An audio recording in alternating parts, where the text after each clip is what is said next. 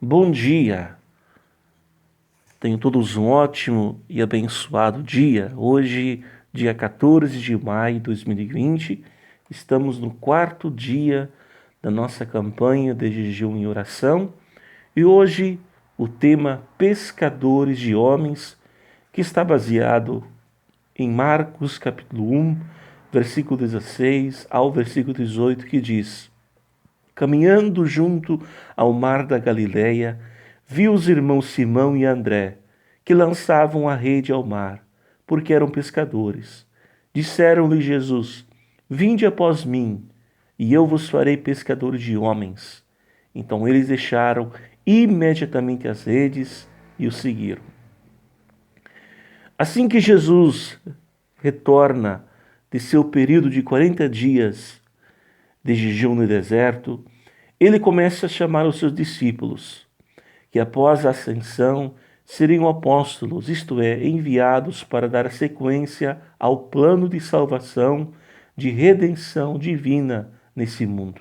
Esses homens foram os precursores da Igreja do Senhor. Percebemos que os discípulos não eram homens especiais do ponto de vista humano. Não possuíam notório destaque na sociedade, não possuíam títulos, não eram nobres e nem catedráticos. Possuíam responsabilidades pessoais, familiares e sociais. Esses homens provavelmente tinham os seus próprios sonhos de vida.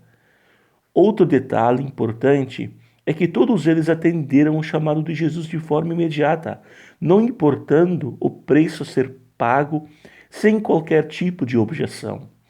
Ao lermos o texto sagrado, passamos por narrativas como essa e as lemos como se fossem naturais, algo simples e corriqueiro. Porém, eram decisões seríssimas, de grande impacto e repercussão em todas as áreas de suas vidas. Como ficariam seus compromissos, o sustento de suas famílias? Aliás, como suas famílias encararam tudo isso? Como você reagiria a isso? Como sua família reagiria a isso?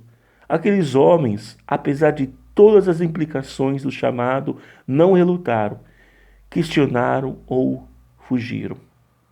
Outra coisa era o propósito da chamada.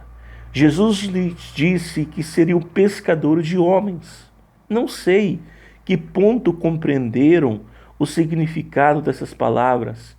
Compreendendo ou não, eles simplesmente obedeceram.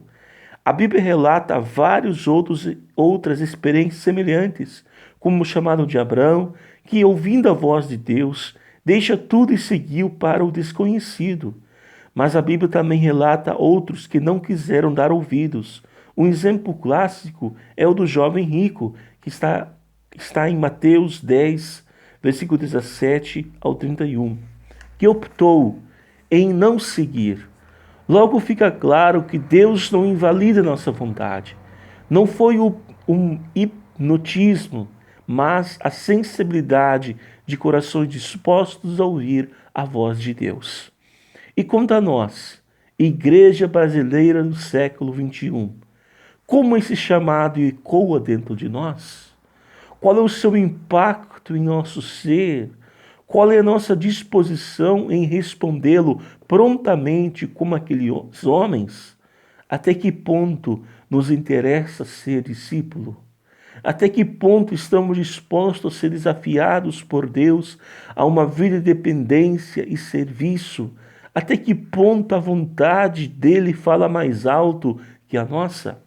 É claro que, na maioria dos casos, em nossos dias, as implicações são mais amenas, exceto para aqueles com vocação pastoral ou missionária. Esses terão que abraçar o chamado de forma integral, pelo menos na maioria dos casos. Deverão abrir mão de carreiras profissionais e se dedicarem exclusivamente ao ministério da palavra.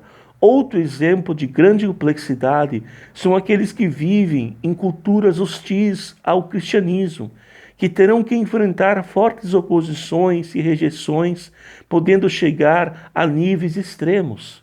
A pergunta é: Até que ponto estamos prontos a atender de todo o coração, não importando o preço, o chamado de Jesus para sermos pescadores de homens? Eu quero desafiá-lo a uma perspectiva bíblica do chamado, do ser igreja, na missão de proclamar as boas novas de salvação, o evangelho do reino. Quero desafiá-lo a atender o chamado de Jesus para a sua vida.